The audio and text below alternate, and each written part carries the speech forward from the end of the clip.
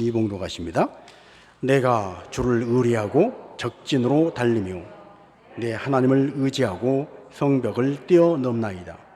하나님의 도는 완전하고 여호와의 말씀은 진실하니 그는 자기에게 피하는 모든 자에게 방패시로다. 아멘. 오늘도 예배하는 여러분에게 천국의 소망을 주십니다. 삶의 희망을 주십니다. 아멘. 성경 로마서 1장 17절은 의인은 믿음으로 말미암아 살리라 선포하고 있습니다. 의인은 믿음으로 말미암아 산다. 오늘 그리스도 안에서 성도로 부름받은 저와 여러분이 바로 하나님께서 인정하신 의인인 줄 믿습니다. 우리의 삶이 아무리 보잘것없고 지치고 낙심하고 별 볼일 없는 삶이라 할지라도 그리스도의 십자가 안에서 우리 모두의 죄가 해결되어지고 하나님은 우리를 의인이다 칭해 주셨습니다. 그렇게 의인으로 칭함받은 성도, 그 성도는 무엇으로 사느냐? 믿음으로 산다는 거예요. 여러분 정말 믿음으로 살고 있습니까?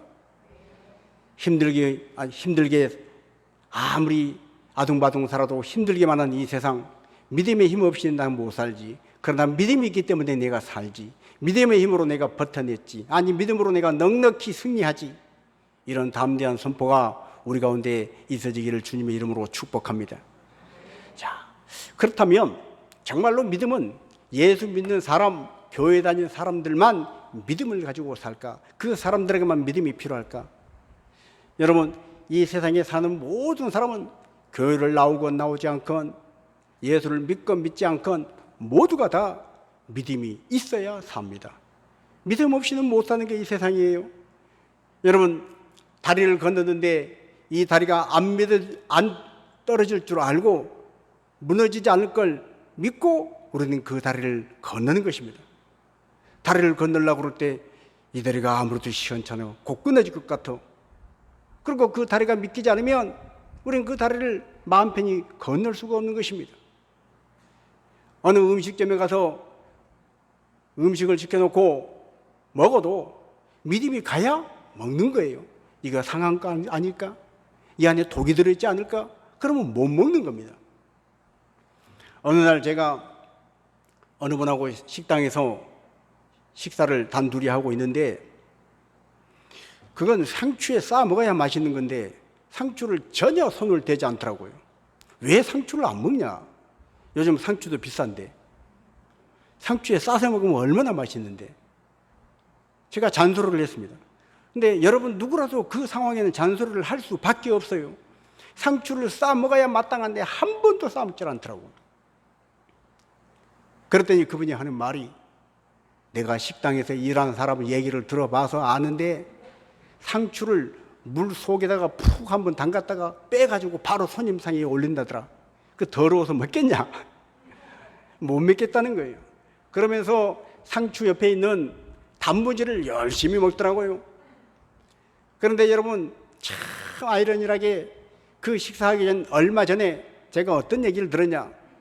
단무지 공장에 다닌 사람한테 얘기 들은 게 있는데 세상에 단무지 만든 과정 알면 단무지 아무도 못 먹는다. 세상에 더러운 게 단무지다. 그 얘기를 듣고 저는 단무지를 하나도 안 먹고 있는데 이분은 단무지 막 먹는 거예요. 여러분, 우리가 인생을 살 때 믿음이라는 것은 천국 가기 위해서 예수 그리스도를 믿고 죄 사함 받고 하나님의 자녀가 되고 성경에 나와 있는 그 믿음뿐 아니라 그런 고차원적인 믿음이 아니라 하더라도 포괄적인 의미에서는 이 세상 사람은 모두가 다 믿음이 있어야 사는 것입니다. 믿음이 없으면 살 수가 없어요. 몇 년 전 우리나라에서 대학생들 신입생 오리엔테이션을 하는데 컨벤션 센터의 지붕이 무너져가지고 눈이 많이 오는 바람에 그 아까운 청춘들이 죽었습니다. 다쳤습니다. 여러분, 그 많은 사람이 그 컨벤션 센터에 모여들면서 이거 혹시 무너지는 거 아니요? 그랬더라면 누가 들어갔겠어요? 그러나 안 무너져. 무너질 리가 없어. 그러니까 들어간 거예요. 믿음이 없으면 어디 가서 마음 놓고 물 한 잔 마실 수 없고요. 믿음이 없으면 다리도 건널 수 없고, 믿음이 없으면 이것저것 건물에도 들어갈 수가 없습니다. 엘리베이터를 탈 때도 혹시 이거 가다가 멈추면 어떡하나? 그러면 엘리베이터 못 타는 거예요. 그런데 세상은 믿음이 있어야 사는데, 그 믿음의 대상이 잘못돼서 허튼 길로 빠질 때가 있습니다. 나는 철석같이 무너지지 않으리라고 믿었는데 그 컨벤션 센터의 지붕이 눈덩이에 무너질 줄 누가 알았겠어요? 그러나 오늘 저와 여러분이 믿는 하나님은, 우리가 믿는 대상인 하나님은, 오늘 우리가 읽었던 사무엘하 22장 31절의 말씀과 같이 여호와는 진실하시고 그 말씀은 정리하셔서, 우리는 가다가 실수하고 우리는 자칫 잘못해서 실수할 수 있지만 천지 만물을 창조하신 하나님의 말씀은 하늘과 땅이 없어질지언정 1.1핵도 없어지지 아니한 줄로 믿습니다. 우리는 그 말씀을 믿는다는 거예요. 그래서 우리의 믿음만 흔들리지 않으면, 우리의 믿음만 약화되지 않으면 우리의 믿음의 길은 잘못될 리가 없습니다. 여러분, 그래서 예수 그리스도를 믿는 하나님의 자녀된 우리가 하나님의 진리의 말씀, 그 옳은 말씀을 붙잡고 믿음의 길을 가는 저와 여러분은 이 세상을 살면서 모든 것에서 자유함을 누리고 마음껏 당당하게 살아갈 수가 있다는 거예요. 오늘 혹이라도 여러분 마음에 어떤 것들이 걸림이 되어서 나에게 주어진 삶을 자유를 누리고 살아가지 못하고 뭔가 좀 막혀있는 것 같고 뭔가 답답하고 뭔가 좀 짜부러진 것 같은 느낌이 있습니까? 여러분, 믿음의 기지개를 활짝 켜고 여러분의 믿음을 가지고 마음껏 누리고 사시는 여러분 되시길 주님의 이름으로 축복합니다. 저는 갈라디아서 5장 1절을 참 좋아합니다. 그리스도께서 우리에게 자유를 주셨으니 다시는 종의 멍에를 매지 말라는 거예요. 여러분, 죄는 우리를 종 삼아서 우리에게 무거운 짐을 매게 합니다. 수고하고 무거운 짐을 지고 인생길을 걸어가게 합니다. 그러나 하나님은 그리스도께서 예수 그리스도의 십자가와 부활의 그 복음을 통해서 우리에게 자유를 주시려고 자유를 주셨다는 거예요. 무슨 말이에요? 어느 곳에 가든지 믿음으로 마음껏 당당하게 누리고 살라는 거예요. 자유함을 누리고 살라는 거예요. 다시는 종의 멍에를 매지 말라는 것입니다. 이 자유를 누리고 사는 저와 여러분 되시기를 주님의 이름으로 축복합니다. 그러려면 우리 안에 있는 믿음이 살아있어야 합니다. 우리 안에 있는 믿음이 작동을 해야 한다는 거예요. 작동하지 않으면 소용이 없습니다. 자, 사노라면 참 필요한 것들이 많습니다. 살면서 여러분 뭐가 필요합니까? 돈이 필요합니다. 다 돈이 필요합니다. 돈 필요 없는 사람이 없습니다. 그럼 돈만 있으면 되는가? 그 돈이 있어도 그 돈을 가지고 내가 누릴 수 있는 건강이 있어야 합니다. 이 건강이 필요합니다. 몸이 아프면요, 건강이 허락지 않으면 다 만사가 귀찮은 거예요. 천만금을 쌓아놓은들 아파서 병원에 누워있는 사람에게 무슨 의미가 있겠습니까? 건강이 필요합니다. 그러면 돈 많고 건강하면 더 이상 필요 없는가? 사랑이 필요합니다.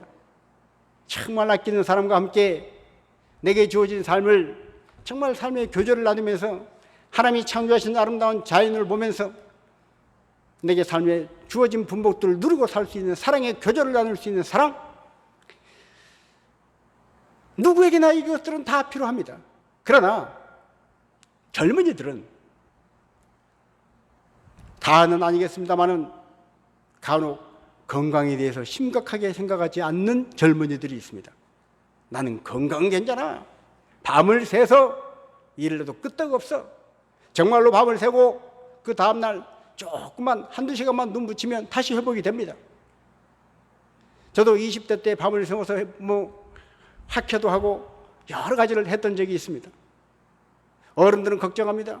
그러나 한두 시간만 쉬면 다시 회복이 되는 거예요. 그러나 나이 40이 넘고 50이 넘고 그때 생각하고 지금 하룻밤 새고 한두 시간 탁 쉬고 일어서려고 그러면 다리가 휘청거립니다. 젊은이들에게는 건강은 필수적인 것이 아닌 것 같습니다. 아직은 그렇게 긴박한 것이 아닌 것 같습니다. 어린 아이들에게는 아직은 노후 대책이나 연금이나 뭐 부동산이나 이런 것들이 와닿지가 않습니다. 어린아이들에게 눈앞에 아이스크림 하나만 있으면 만족하는 것입니다. 그들에게는 부동산이고 연금이고 경제 무슨 금리고 물가고 크게 와닿지가 않습니다. 그러나 여러분, 어린아이가 됐건 어른이 됐건 배웠건 못 배웠건 가졌건 가지지 않았건 모든 사람에게 세대와 신분과 배경에 차별 없이 온 세대에게 반드시 누구에게나 필요한 것이 있습니다. 그것은 바로 믿음입니다. 믿음이 없으면 친구 관계도 맺을 수가 없어요. 믿음이 없으면 사람들과의 정상적인 원만한 인간관계도 이루어질 수가 없습니다. 여러분, 사람과의 관계 속에서 뭔가 좀 믿어주고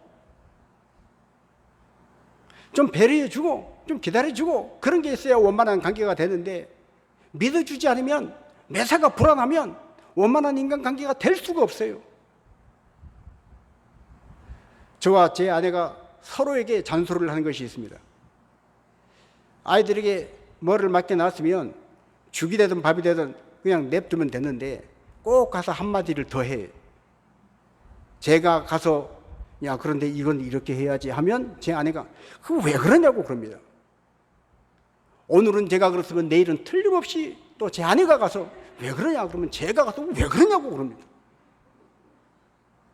여러분, 믿음이라는 것은 우리의 인간관계에서 부모와 자식 사이에서도 그 관계가 원만하게 탈 없이 잘 굴러가는데 반드시 필요한 것입니다. 모든 세대에 필요한 것입니다. 어느 곳에서나 필요한 것입니다.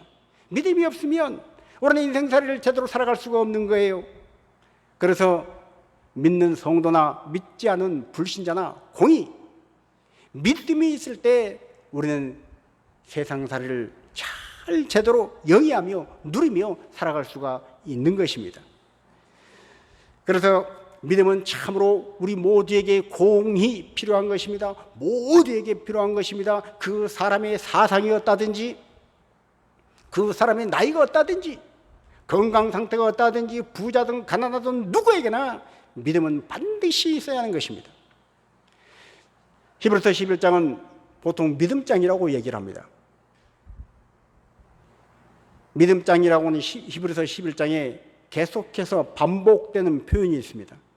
그것은 믿음으로 누구누구는 한 표현입니다. 믿음으로 아무개는, 믿음으로 아브라함은 갈 바를 알지 못했지만 갔다 그랬습니다. 믿음으로 이삭은 자기 노년에 야곱에게 축복했다고 그랬습니다. 믿음으로 모세는 바로의 아들이라 칭함받는 것을 거절하고 자기 민족 히브리 민족과 고난당하는 것을 기뻐하고 그 길을 선택했다고 그랬습니다. 믿음으로 이스라엘 백성은 애굽을 탈출해서 홍해를 건넜다고 그랬습니다. 믿음으로 이루어진 그 이 많은 일들, 믿음이 있었기 까닭에 그 사람들은 그 길을 갈 수 있었고, 믿음이 있었기 까닭에 그 사람들은 그런 삶을 살아낼 수가 있었고, 믿음이 있었기 까닭에 그들은 오늘 우리가 아름답다라고 표현되는 그 아름다운 발자취를, 족적을 남길 수 있었다는 것입니다. 믿음으로. 자, 우리 33절도 한번 보시겠습니다. 히브리서 11장 33절. 그들은 믿음으로 나라들을 이기기도 하며 의를 행하기도 하며 약속을 받기도 하며 사자들의 입을 막기도 하며 불의 세력을 멸하기도 하며 칼날을 피하기도 하며 연약한 가운데서 강하게 되며. 아멘. 아브라함과 이삭과 야곱과 요셉에 대해서, 모세에 대해서 계속해서 말하는 성경은 그들은 결국 결론적으로 믿음으로 이렇게 했다는 거예요. 여러분, 삶이 만족스럽지 못하고 뭔가 좀 컬컬하고 답답할 때 그 자리에 믿음이 대입되면 풀리지 않는 문제가 풀리게 될 줄로 믿습니다.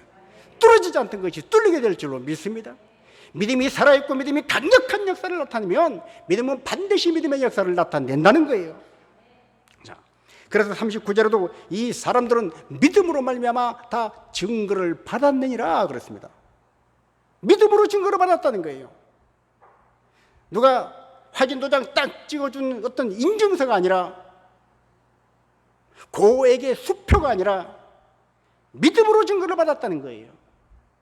여러분, 지금도 믿음이 살아있고 믿음을 작동시키면 하나님께서 함께 하시는 믿음의 역사들이 오늘 우리의 삶의 자리에도 풍성하게 나타날 줄로 믿습니다. 성경의 그 풍성한 이야기가 남의 이야기가 아니라 오늘 나의 이야기로 나에게도 믿음의 역사가 일어난다는 거예요. 내 안에 믿음이 작동되면 그 믿음의 역사가 일어난다는 것입니다. 땅에서도 하나님은 우리가 수많은 증거들을 누리고 살기를 원하십니다. 예수님을 믿고 천국 가는 것뿐 아니라 이 땅에 사는 동안에도 믿음을 통해서 하나님은 우리가 수많은 증거들을 누리고 살기를 원하신다는 거예요. 그런데도 불구하고 사람들이 한두 번 믿음을 작동시켜 봅니다. 믿음을 가지고 한번 결단을 내려봅니다. 믿음을 가지고 순종을 해봅니다. 그런데 내 생각대로, 내 계획대로, 내 욕심대로 되지 아니하고 약간 따르게 됩니다. 그럼 이게 믿음이 오작동인가 하고 쉽게 믿음을 작동시켰던 스위치를 꺼버릴 때가 있습니다. 그러나 성경은 뭐라고 얘기합니까? 이 사람들이 믿음으로 말미암아 증거를 받았으나 그들이 자기 생각과 자기 감정과 자기 느낌에 맞지 않는 어떤 반응을 맞이했다 하더라도 믿음을 작동시키는 것을 끝까지 포기하지 말고 밀고 나가야 할 이유가 있습니다. 그것은 바로 40절에 나오는 말씀입니다. 40절은 하나님이 우리를 위하여 더 좋은 것을 예비하였다는 것입니다. 여러분, 믿음을 작동시켰어요. 믿음을 움직였어요. 그런데 내가 기대하는 것만큼, 내가 생각하는 것만큼, 아니 내가 바라고 욕심내는 것, 그거하고 다른 어떤 것이 왔습니까? 그런데 믿음이 오작되고 믿음이 필요 없는 것입니까? 아닙니다.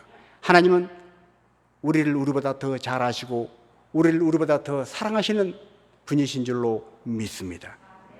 믿음을 작동시키고 나가면 그것이 혹 내 생각과 내 계획과는 맞지 않았다 할지라도 하나님은 더 좋은 것을 예비해 놓으셨다는 거예요.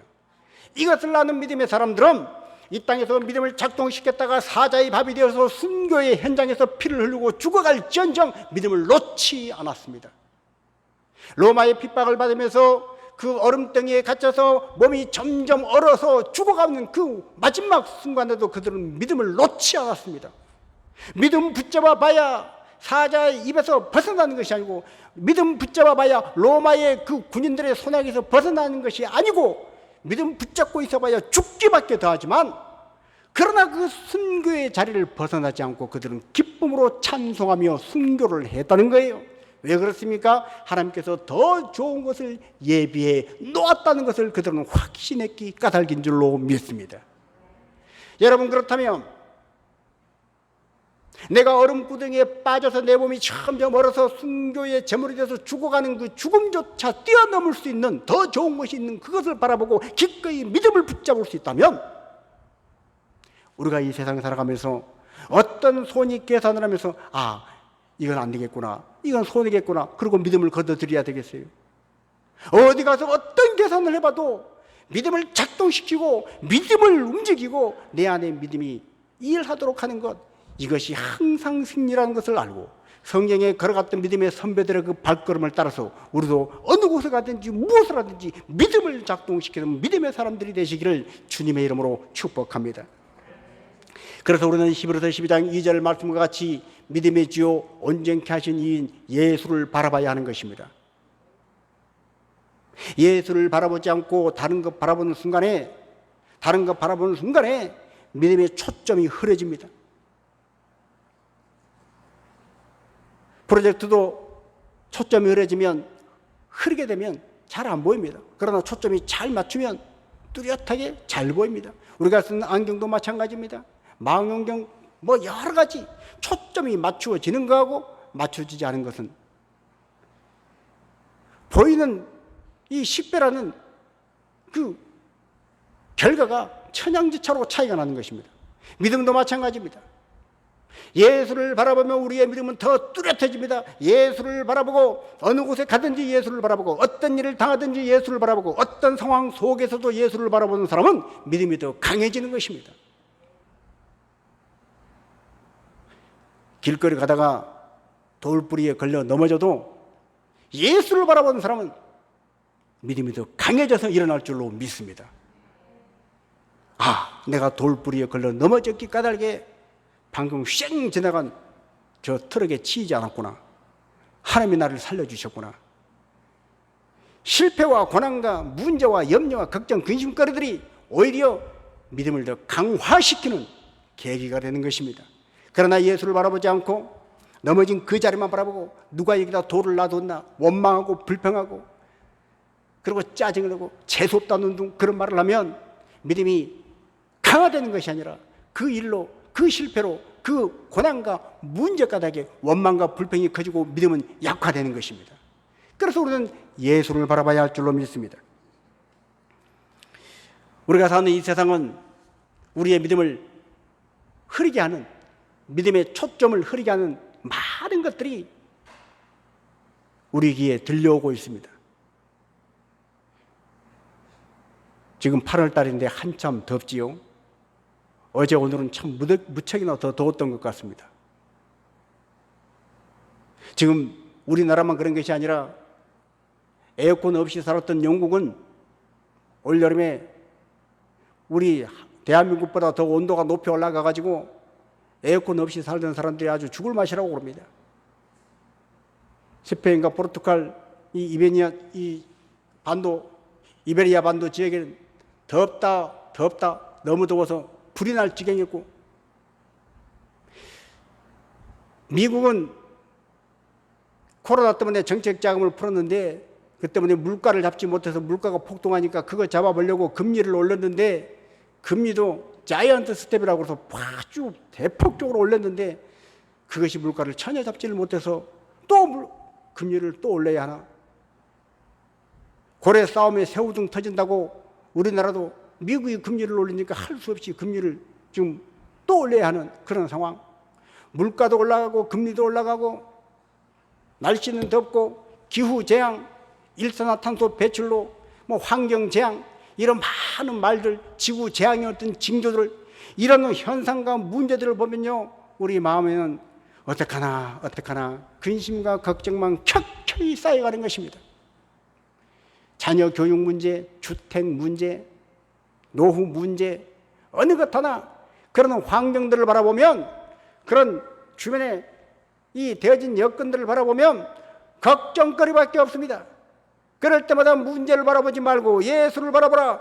성경이 우리에게 주시는 이 진리의 길에 순종해서 하나님 안에서 예수 그리스도를 바라보는 믿음의 힘을 작동시키고 끝까지 믿음 붙잡고 예수 그리스도를 바라보는 사람에게는 그 모든 문제를 이기고 승리할 수 있는 힘과 지혜와 권능을 하나님이 주실 줄로 믿습니다. 그래야 믿는 사람이 뭔가 이 재미가 있지 않겠어요? 뭔가 달라도 달라야지 않겠어요?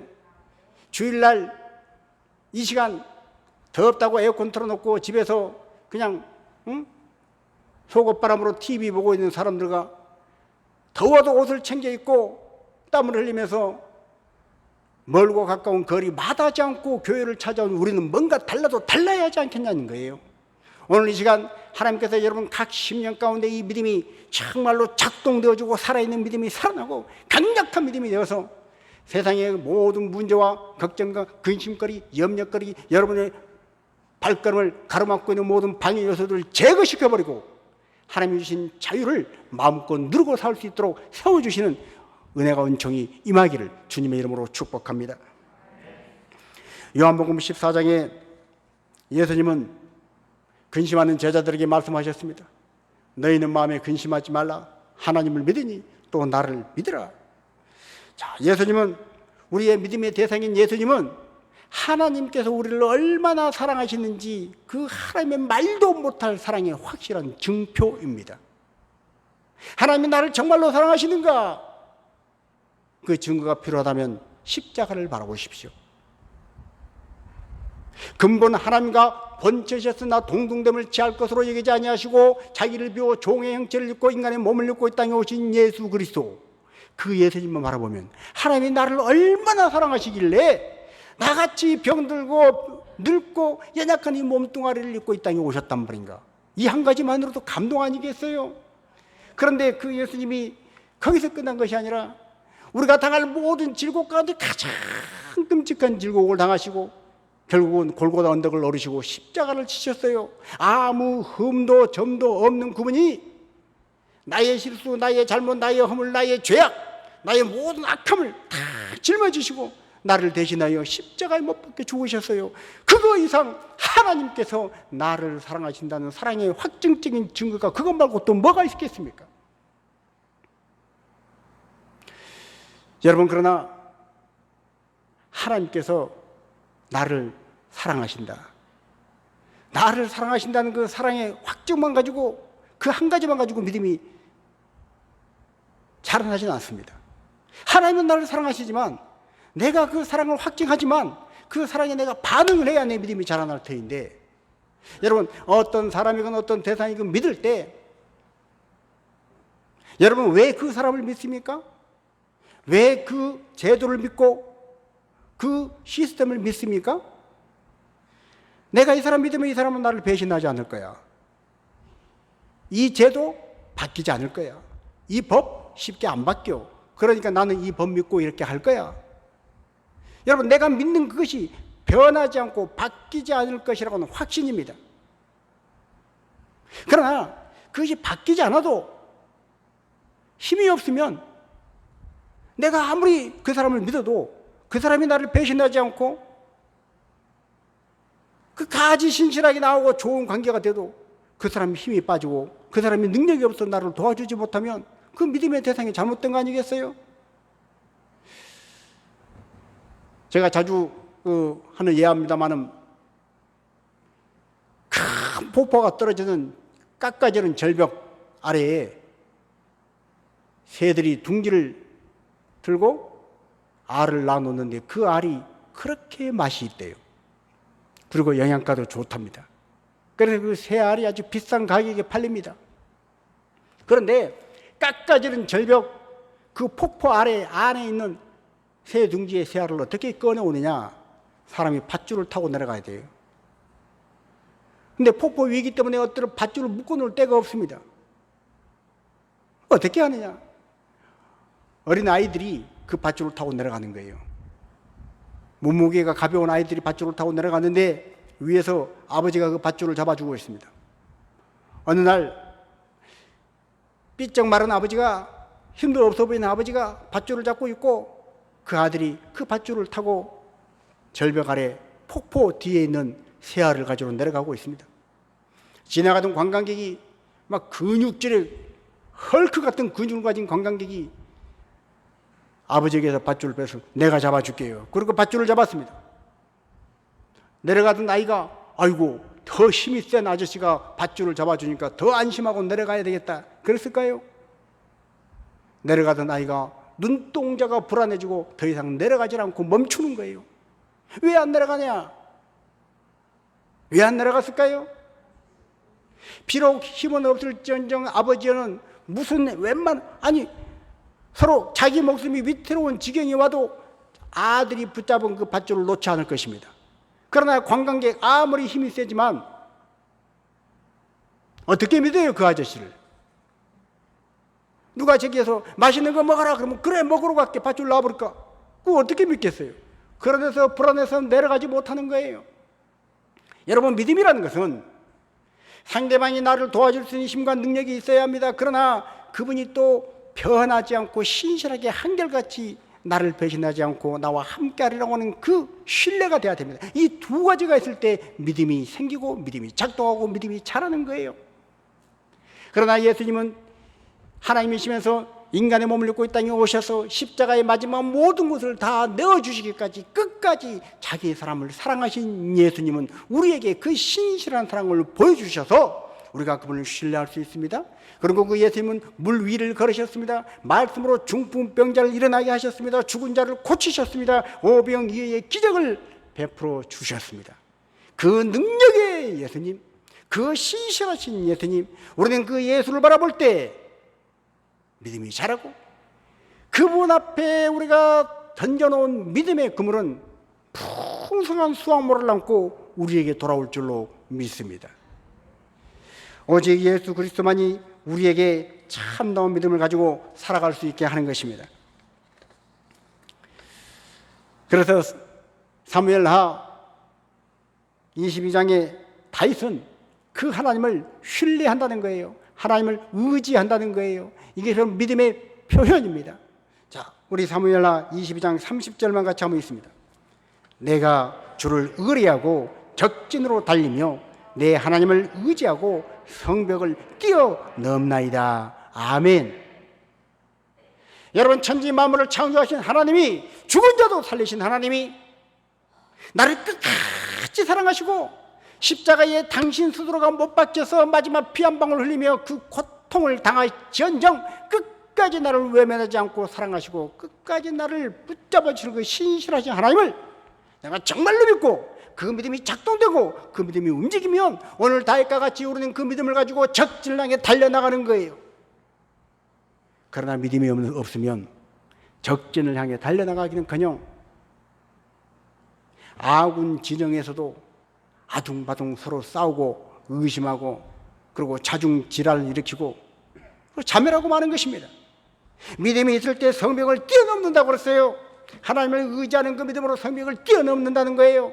그러나 믿음이 없으면 성벽을 뛰어넘어서 성벽 밖에 있는 저것을 치워오기는커녕 성벽 안에 이미 주어진 것도 누리지 못하고 살아가는 것입니다.